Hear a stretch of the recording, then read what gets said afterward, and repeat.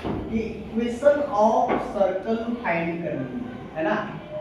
जो पास कर रहा है जिसका सेंटर है 3,-4 और टच कर रहा है कौन सा line, touch the line 5x + 12y - 12 = 0। तो हम लोग के पास सबसे पहली बात हम लोग को क्या क्या दिया हुआ है, यहाँ पे सेंटर मिल गया हम लोग को। सेंटर कितना है 3, अब जरूरत किसकी है तो रेडियस की जरूरत। तो रेडियस निकाल लेंगे तो काम हमारा हो जाएगा, है ना। तो सबसे पहले काम हम लोग ये बना लेते हैं, एक सर्कल कंसीडर कर लेते हैं, ठीक है, जिसका सेंटर बता रहा है कितना 3, और एक लाइन को टच कर रहा है। लाइन कौन सा है, तो लाइन हमारा है ये 5x, इस टाइप से टच कर रहा है। लाइन जो है वो क्या है 5x + 12y - 12 = तो टच कर रहा है।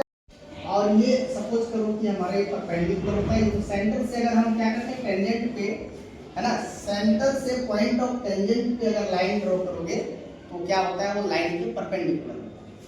और ये सपोज कर दो ये O है और ये हमारा M है ना, ठीक है।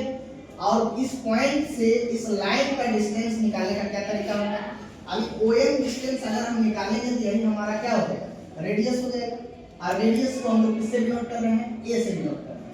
तो भाई यहाँ पे सबसे पहले हम लोग क्या लिखेंगे, गिवन लाइन जो है वो क्या है 5x + 12y - 12 = 0, है ना।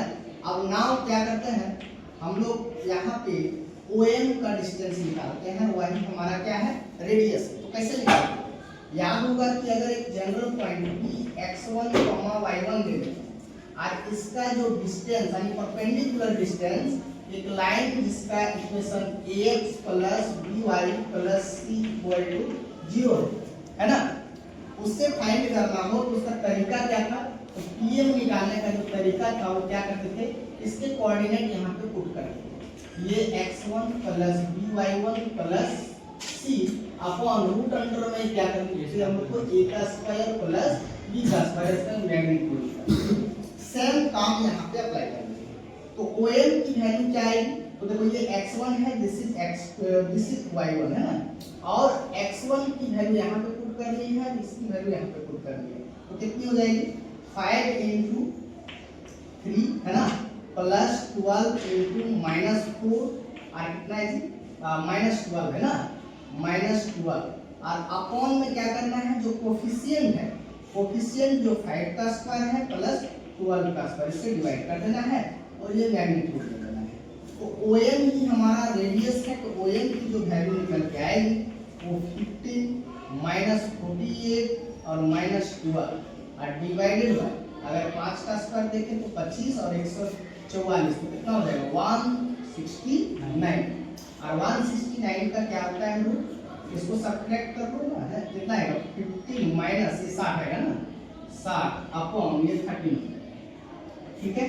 तो इसको अगर हम लोग देखेंगे तो कितना आएगा -45 ना, -45 तो +45 हो जाएगा, तो 45/13 ये हमारा रेडियस आएगा OM, दैट मींस रेडियस जो आ गया हमारा कितना आ गया 45/13।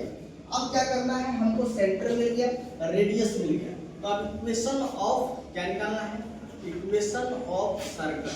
तो इक्वेशन ऑफ सर्कल हम लोग क्या जानते हैं, है ना, x - अल्फा का होल स्क्वायर y - बीटा का होल स्क्वायर = a²।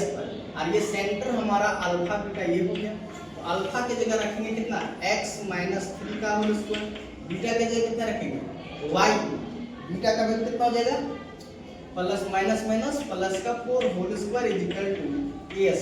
बहुत आसान है, इसको सिंपलीफाई करना है। अब a - b का होल स्क्वायर इस पे तोड़ दो, तो हो जाएगा x² - 6x + 9 + y² + 8y + 6, इसमें तो कोई दिक्कत नहीं होनी चाहिए। और a² की जगह पे हम लोग को कितना रखना है 45/13 का होल स्क्वायर, 45/13 का होल स्क्वायर, तो 45/13 का होल स्क्वायर रख देना है ना।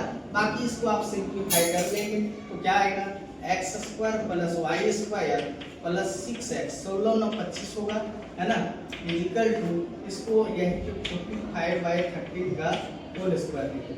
ये 25 को क्या करो दूसरे साइड ले जाओ या तो इसको इधर ले आओ और फाइनल जो हम लोग को कैलकुलेट करके आएगा वही हम लोग का क्या आंसर हो जाएगा। तो इस चीज़ को ध्यान देना है। अगर आप यहाँ तक भी छोड़ देंगे तो कोई दिक्कत नहीं, लेकिन कोशिश करना है कि इसको थोड़ा सिंप्लीफाई करना है। ठीक है।